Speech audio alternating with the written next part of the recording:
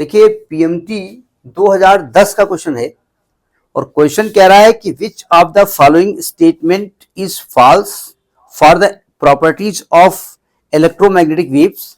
यानी यहां कुछ स्टेटमेंट लिखे हुए हैं और आपसे कहा गया इन स्टेटमेंट में इलेक्ट्रोमैग्नेटिक वेव की दृष्टिकोण से अगर हम बात करें तो इसमें कुछ गलत है। क्या गलत है समझिएगा। पहला पार्ट ये कह रहा है कि both electric and magnetic field vectors attend at the maxima and minima at the same place and same time. सही कहा इन्होंने। ये कह रहे हैं कि which of the statement are false.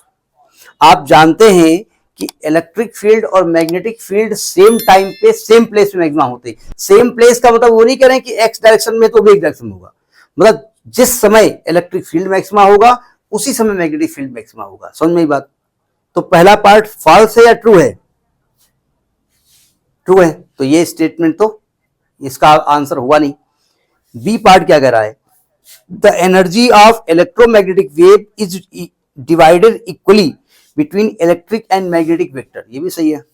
हमने आपको प्रूव भी कराया था कि इलेक्ट्रोमैग्नेटिक वेव में इलेक्ट्रिक फील्ड की जो एनर्जी होती है और मैग्नेटिक फील्ड की वजह से जो एनर्जी होती है उनकी वैल्यू सेम होती है। इसका मतलब इलेक्ट्रोमैग्नेटिक वेव की जो एनर्जी होती है वो इलेक्ट्रिक और मैग्नेटिक फील्ड में आधी आधी होती है। यानी आधी एनर्जी इलेक्ट्रिक फील्ड अपनी झोले में लेके चलती है और आधी एनर्जी मैग्नेटिक फील्ड लेके चलती है और दोनों मिलकर के क्या बनाती है?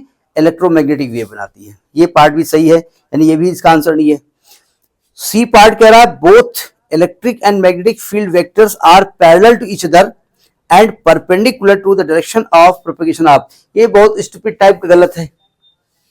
हम जानते हैं कि इलेक्ट्रिक और मैग्नेटिक फील्ड दोनों इलेक्ट्रोमैग्नेटिक वेव की प्रोपगेशन की डायरेक्शन के परपेंडिकुलर होते हैं, लेकिन इलेक्ट्रिक और मैग्नेटिक फील्ड भी आपस में परपेंडिकुलर होते हैं, पैरेलल नहीं होते हैं। इसलिए ये पार्ट का आंसर गलत है। स्वाहा। समझ में आई बात।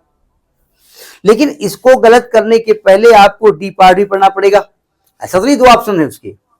डी पार्ट कह रहा है कि three waves do not require, sorry क्या बोल रहा हूं, these wave do not require any material medium for propagation. ये हम जानते हैं, सही बात है, ये वैक्यूम में चलती है। इसका मतलब इसका सी पार्ट सही है। समझ में बात आई। तो ये पीएमटी 2010 का क्वेश्चन है।